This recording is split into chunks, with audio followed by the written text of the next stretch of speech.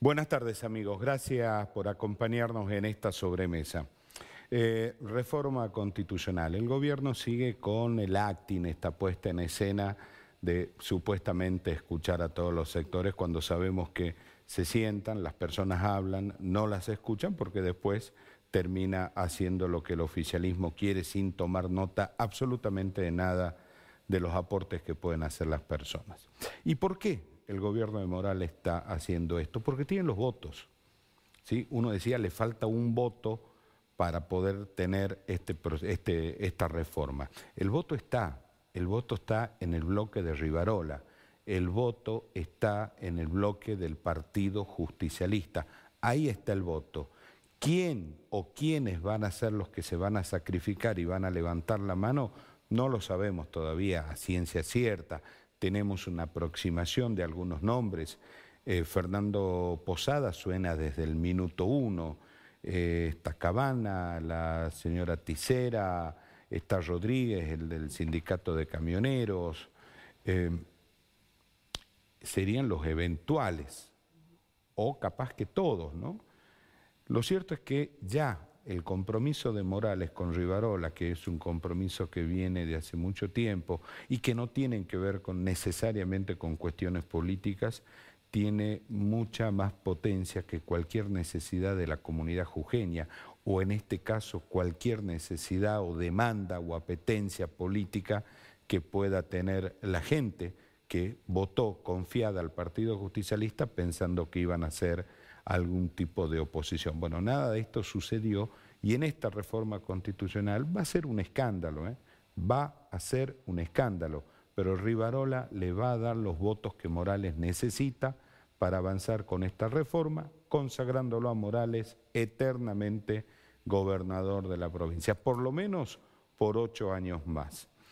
8 años más porque sabe que sus expectativas de ser candidato a vicepresidente en cualquier fórmula, da lo mismo, no importa si es en Cambiemos, si es en el Frente de Todo, hasta con Del Caño puede ir Morales, pero no tiene chances, no tiene chance.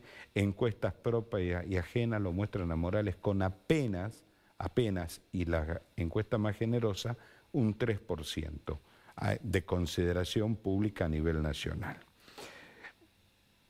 Pero entendamos, por ejemplo, vamos a poner como ejemplo al señor Cabana, al secretario general de UPCN, que es uno de los que inclusive hoy en la legislatura hablaba de que iba a hacer, entre comillas, algunos aportes al texto constitucional.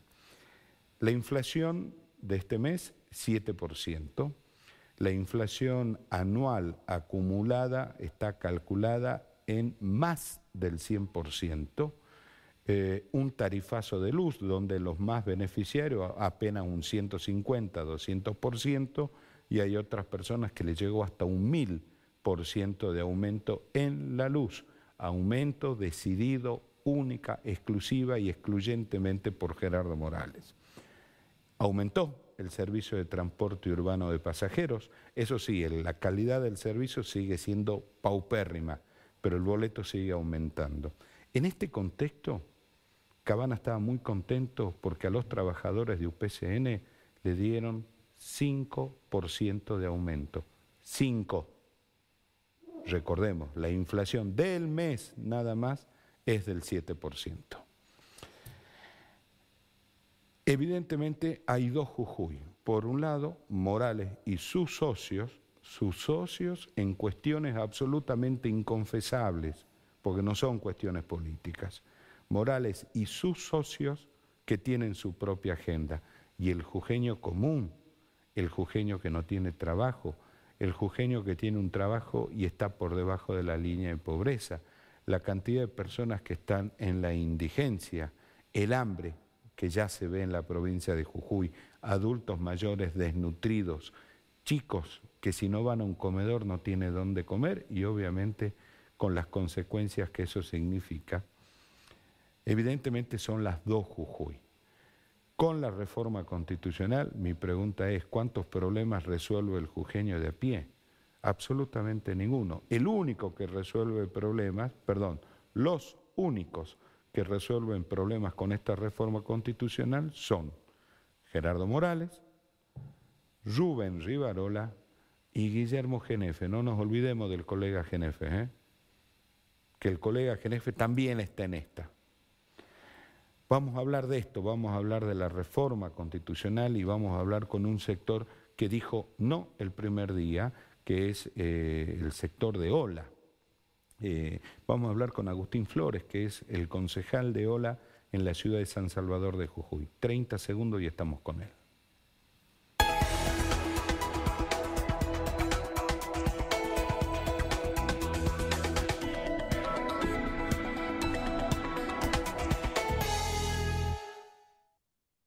Seguimos en Sobremesa. Agustín, muchísimas gracias por venir. No, por favor, gracias a vos por la invitación y bueno, por permitirnos poder expresar y darle a conocer al pueblo jujeño la posición que tiene nuestro partido político. OLA fue uno de los primeros que levantó la mano y dijo no a la reforma. ¿Por qué? Porque en primer lugar entendemos que no es el momento bajo la descripción que vos acabás de hacer en términos económicos, sociales y hasta políticos, no es el momento, no está demandando la gente discutir de esto, sino ver cómo el oficialismo aborda o plantea algunas propuestas para mejorar su realidad. No solo no es el momento, sino que no son los puntos que necesita el pueblo jujeño que se discuta y se lleve adelante para ver de garantizar algunos mecanismos y fortalecer algunos mecanismos que le garanticen la proyección a tener trabajo genuino, a mejorar la educación, el sistema de salud, el sistema de seguridad. Hoy, perdón, Agustín, sí. 1.000 millones de pesos se calcula que va a costar la elección a convencionales constituyentes. Y no es el método, no es la forma, porque bien podría hacerse, aún entendiendo y poniendo en discusión lo que hay que poner, bien se podría hacer con las elecciones provinciales, que eso es tener responsabilidad. Pero es que eso no se puede, Agustín, y le explico por qué. Porque si las elecciones a convencionales constituyentes van con las elecciones provinciales, Morales no puede ser candidato a gobernador. ¿Me entiende? Por eso, vale en la ética debería ser así. Claro. No se puede porque no le responde a las necesidades de Gerardo Morales, sin duda. Sería muy iluso creer que podría él tomar algo de lo que todas estas exponencias que se vienen haciendo y las incorpore. La verdad que yo considero que ir ahí fue para plantear una posición, pero no con la expectativa de que ellos tomen lo que uno les pueda aportar, porque no está en su esencia, no está en los planes de esa reforma tomar aportes que vayan a resolver el problema de la gente. Bien lo decías vos, ese proyecto solamente responde a la necesidad de una minoría que se siente cómoda del lugar de donde la discute, que está muy cómoda y que está desconociendo o lo conoce y hace oídos sordos de la realidad jujeña que estamos viviendo hoy, que está padeciendo el pueblo, desde el trabajador informal hasta el trabajador formal, hasta aquel que tiene un sueldo en blanco. Claro. Hay un alto número de trabajadores, aún con un sueldo en blanco registrado, que están por debajo de la línea de pobreza. Y ese es el tema de agenda que hay que tomar. La indigencia, cómo ha crecido. Personas en situación de calle. No, la verdad que uno sale, de hecho, nosotros como concejales tenemos por lo menos unas 15 o 20 personas que llegan todos los días a golpearte la puerta a ver si le podés resolver alguna cuestión inmediata que tiene que ver con lo económico, que tiene que ver con que no tiene trabajo, que tiene que ver con que no tiene forma de comprarle un par de zapatillas al niño para ir a la escuela, que tiene que ver con que sus abuelos o sus papás no tienen los remedios, que tiene que ver con un montón de situaciones que en eso debería estar poniendo la cabeza el oficialismo. Claro. Ahora, Agustín, lo llevo a un tema más político, ¿no? ¿Qué va a hacer el peronismo en esta cuestión? Y digo el peronismo, no el Partido Justicialista. ¿Qué va a hacer el peronismo? Mira, desde la ola como corriente... ¿O cómo puede reaccionar, ¿no? Bueno, desde la ola como corriente del pueblo peronista, nosotros siempre hemos buscado articular y generar el movimiento nacional justicialista por otro cauce, porque obviamente no se puede encauzar por dentro del Partido Justicialista aún. Entonces hay que encauzarlo por algún lugar. En eso siempre hemos sido responsables, hemos sido serios en el momento de proponer una unidad, pero no una unidad electoral nada más. Una unidad que tenga sustento y se vaya fortaleciendo día tras día, mes tras mes y año tras año. En lo que pongamos sobre la mesa, qué es lo que tenemos que discutir como una discusión programática para nuestra provincia. Hoy es no a la reforma. Pero ¿cómo generamos desde el Movimiento Nacional Justicialista hechos políticos que contrarresten las apetencias del gobernador que busca llevar adelante desde el marco legislativo? Una legislación, una legislatura que solamente tiene entre todas sus bancas la representación del menor al 40% de los ciudadanos. Claro, claro. También tenemos, es difícil, o sea... Es de loco buscar una modificación de la Constitución, aún con el acuerdo de todos los sectores, aún con los 48 legisladores, cuando esos 48 legisladores solamente representan al 38% del electorado, no de la población, del electorado. Porque si uno ve los números de las últimas elecciones, más de un 62% no votó al gobierno de Gerardo Morales. Entonces, ya aún teniendo los votos, esa reforma no tendría legitimidad social. ¿Esta va a ser una reforma ilegítima? Legal sí, porque se están cumpliendo las pautas legales, pero ¿va a ser una reforma ilegítima? Totalmente, totalmente. Y lo que nosotros vamos a buscar, llevar, generar, son debates en los lugares que podamos hacerlo. Convocamos a todas las fuerzas vivas a generar conferencias, a generar mesas para explicarle al pueblo muy bien lo que se está buscando hacer, que es solamente responder la apetencia y los caprichos de un número de personas que está muy cómoda con esta provincia que generaron. Ellos necesitaron generar esta provincia en donde la desmovilización de los sectores sociales, sindicales y gremiales está controlada, muchas veces por una amedrentación o por el código contravencional, o muchas veces hasta por la entrega de los mismos referentes sindicales. Bueno, contaba el caso de Cabana. Contento con el 5%. Entonces, lo que el Movimiento Nacional Justicialista, lo que los mejores peronistas debemos hacer es retomar lo que solamente el general nos dijo y empezar a encauzar la discusión por donde debe ser, la irrupción popular, las calles.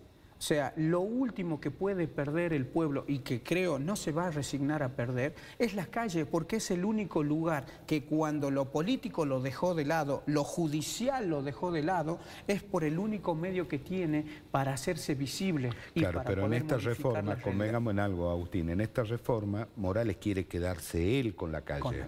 Bueno, por eso va a ser una lucha importante, porque vamos a seguir reteniendo y sosteniendo la herramienta de lucha que le queda al pueblo, que él, con todas las ganas y el deseo de quedárselo y dejar las calles vacías, con el argumento de cuidar y preservar una paz social, de reforzar y fortalecer algunos sistemas judiciales, políticos, que solamente le garantizan a él sus negociados y a sus socios la posibilidad de seguir teniendo la comodidad que hasta aquí la vienen llevando. Yo le planteo esto, Agustín, lo escuchaba atentamente, con este modelo económico, político y social que plantea Morales, 65% de pobres en la provincia de Jujuy, como dato nada más.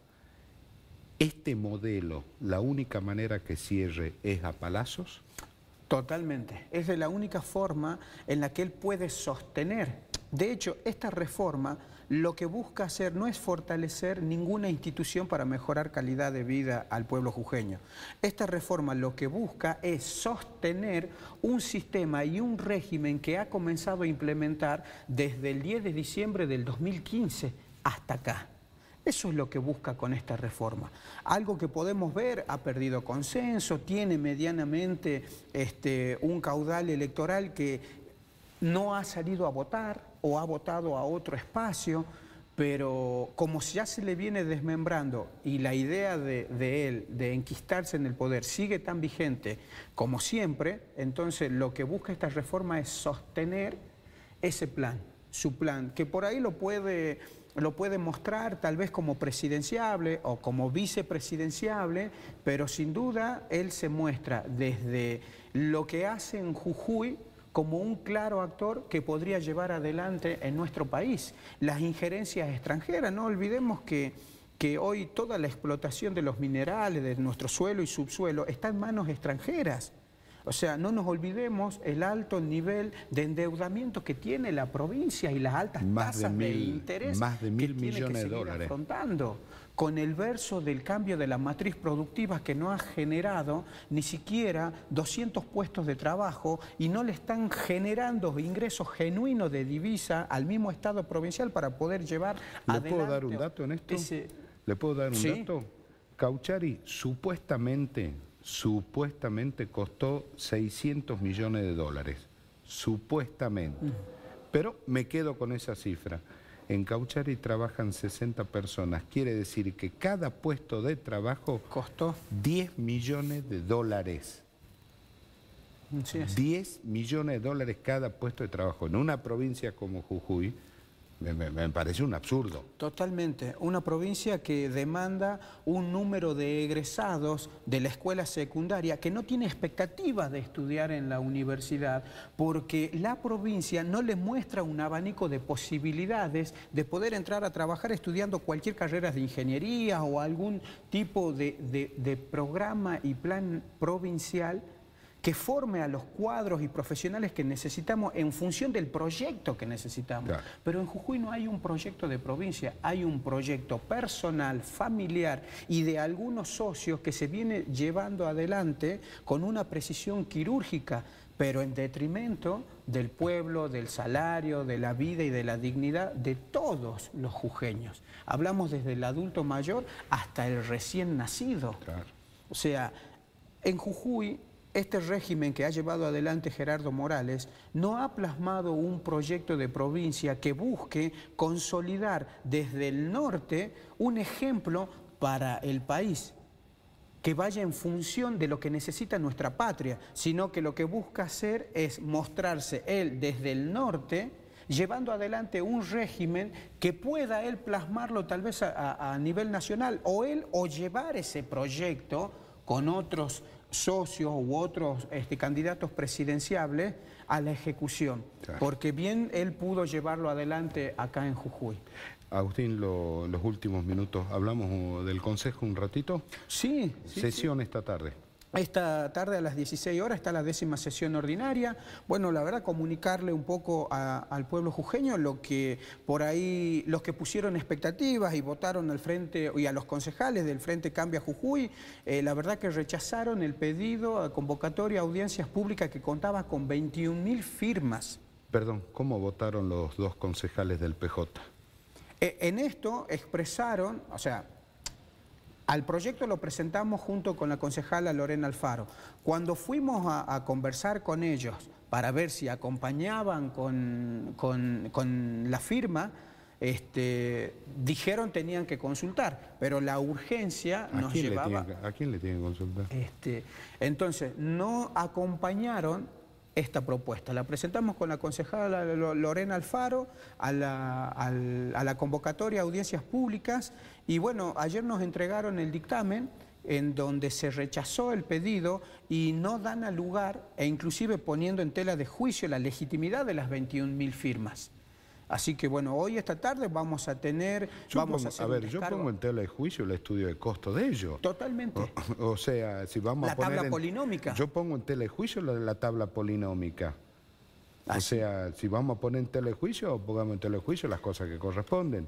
Porque pareciera ser que el bloque, y esto es lo que planteo, lo que planteamos nosotros es sin ir bajo el detrimento del empresariado, pero lo que debe hacer el actor político es arrimar las posiciones y las necesidades de ambos sectores, porque ese es el trabajo de la política. Ahí es donde irrumpe la política para mediar en intereses desencontrados, porque el interés del usuario no es el mismo al interés del empresario. Bueno, en eso la política debe buscar consenso y lograr arrimar ambas posiciones. Con esta posición que está teniendo el bloque oficialista de Cambia Jujuy, a lo único que está atendiendo es a la necesidad empresarial. Y esto ya no es por defender un proyecto de transporte, esto ya es necedad política. No están entendiendo lo que le está demandando su electorado, el que le dio el voto legítimo en las últimas elecciones y al que creen que porque tuvieron el voto pueden hacer lo que quieran. Y desestimar estas 21.000 firmas que hemos presentado para convocar audiencias públicas cuando ya se debería hacer con el 2% del padrón electoral, que no implica más de 4.000 firmas. Y sin embargo hubo 21. Bueno, convengamos que son tan creativos los concejales oficialistas que inventaron las audiencias públicas por email, ¿no? Así es, 18 exponencias hubo en aquellas, que ese es el argumento, que ese es el fundamento, de que se hizo las audiencias públicas, desde que se discutió y que se compartió. Ahora bien, nuestro fundamento, a ver, todo se ha modificado y se ha revisto y se ha revisado y ha sufrido algunos hechos de modificación después de la pandemia. ¿Por qué el sistema de transporte capitalino no? Claro. ¿No ha sufrido consecuencias el sistema de transporte capitalino en el marco de la pandemia que nos lleve a los 12 concejales a sentarnos a discutir de nuevo cómo hacemos para que en la pospandemia tengamos un sistema de servicios de transporte que le dé garantías al usuario por sobre su demanda y que también a la vez responda a las necesidades empresariales de manera sustentable y no de una manera en la que no se genera ningún control, en la que esconden los balances, en las que se están echando culpas de que es nación, de que es provincia, de que es el municipio, pero sin embargo el único que paga las consecuencias sobre esa discusión estéril es el usuario, que cada vez tiene un sistema de transporte más deteriorado. Cada vez más precario. Totalmente. Agustín, gracias por haber venido. No, por favor, a vos por la invitación. Gracias. A ustedes, muchísimas gracias por habernos acompañado. Dios mediante nos vamos a juntar nuevamente y ahora quédese que ya viene Palpala hoy. Chao.